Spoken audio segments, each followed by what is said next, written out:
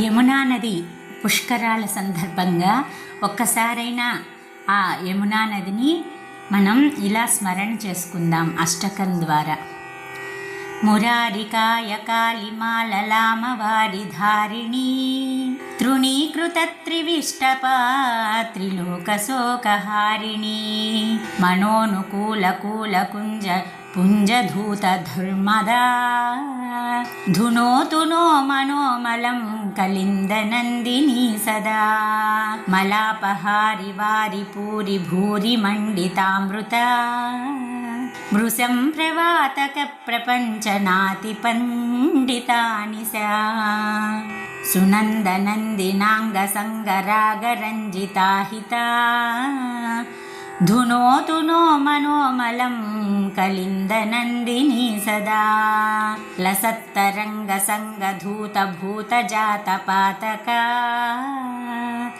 నవీన మాధురీ దురీణ భక్తిజాత చాతకా తటాంతవాసదాస హంస సంవృతా హ్రికామదా ధునోతు నో మనోమలం కలిందనందిని సదా విహారరాస స్వేద భేద ధీర తీర మారుతా గతా గిరామగోచరే యదీయ నీరచారుతా ప్రవాహ సాహచర్య పూత మేదినీ నదీ నదా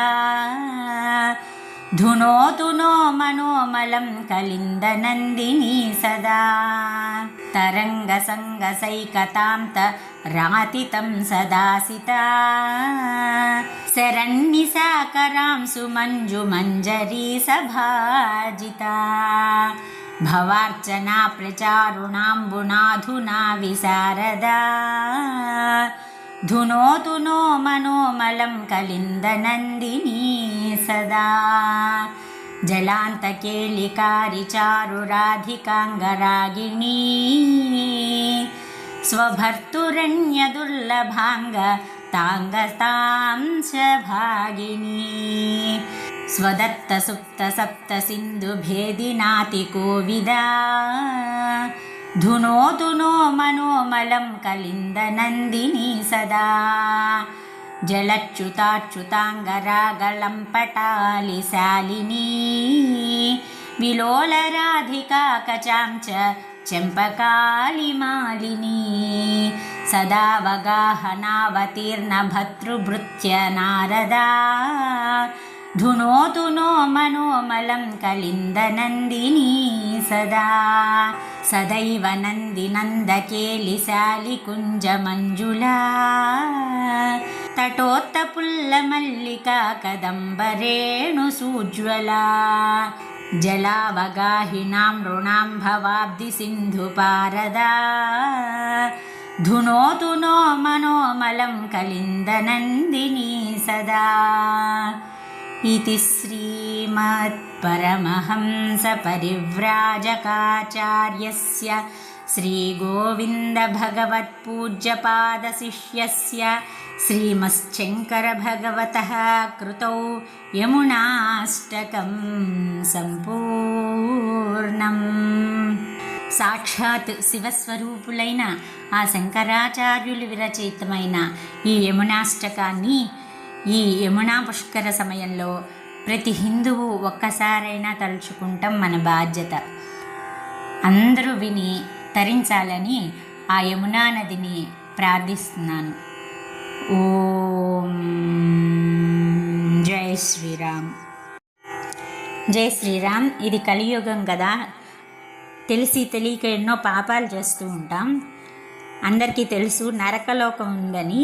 ఆ నరకలోకంలో ధర్మరాజు ఉంటారని, ఆయన ధర్మబద్ధమైన శిక్షల్ని వేస్తూ ఉంటారని. ఈ కలియుగంలో ఎప్పుడు చేసిన పాపాలకు అప్పుడే ప్రాయశ్చిత్తం ఇక్కడే సగం అనుభవిస్తాం. కాబట్టి దాన్ని నిర్ణయించేది యమధర్మరాజు కాబట్టి ఆయన అనుగ్రహంతో మన పాపాలన్నిటిని ప్రక్షాళన చేసుకోవటానికి ఈ దేవీ భాగవతంలోని యమాష్టకాన్ని మనం నిత్యం విందాం, పునీతులమవుదాం. ఓం సావిత్ర్యోవాచ तपसा धर्ममाराज्य पुष्करे भास्करपुरा धर्मं सूर्यसुतं प्राप धर्मराजं नमाम्यहं समता सर्वभूतेषु यस्य सर्वस्य साक्षिणः अतो यन्नाम शमनमिति तं प्रणमाम्यहं येनान्तश्च कृतो विश्वे सर्वेषां जीविनां परं कामानुरूपं कालेन तं कृतान्तं नमाम्यहं बिभर्ति दण्डं दण्डाय पापिनां शुद्धिहेतवे नमामि तं दण्डधरं यस्यास्ता सर्वजीविनां विश्वं च कलयत्येव यः सर्वेषु च सन्ततम् अतीव दुर्निवार्यं च तं कालं प्रणमाम्यहं तपस्वी ब्रह्मनिष्ठो यः संयमी सञ्जीतेन्द्रियः जीवानां कर्मफलं दस्तं यमं प्रणमाम्यहं स्वात्मा रामश्च सर्वज्ञो मित्रं पुण्यकृतां भवेत् पापिनां क्लेशदो यस्तं पुण्यमित्रं नमाम्यहम् यज्जन्म ब्रह्मणोऽंसेन ज्वलन्तं ब्रह्मतेजसा योऽध्यायति परं ब्रह्म तमीशं प्रणमाम्यहम् इत्युक्त्वा सा च सावित्री प्रणनाम यमं मुने यमस्तां शक्तिभजनं कर्मपाकमुवाचः इदं यमाष्टकं नित्यं प्रातरुत्थाय यः पठेत् यमात्तस्य भयं नास्ति सर्वपापात् प्रमुच्यते महापापी यदि पठेन्नित्यं भक्तिसमन्वितः यः करोति संशुद्धं कायव्यूहेन निश्चितम् इति श्रीमद्देवी भागवते महापुराणे नवमस्कन्धे 31 సంపూర్ణం. మనకు భగవంతుడు అజ్ఞానాన్ని తొలగించుకునే మార్గాలనిచ్చాడు. చక్కగా ఇటువంటి స్తోత్రాలు అష్టకాలు చదువుకుంటం ద్వారా ఆ అజ్ఞానాన్ని తొలగించుకుని ఆ యముని శిక్షల నుంచి ఆ బాధల నుంచి మనం విముక్తులమవుదాం. జై శ్రీరామ్.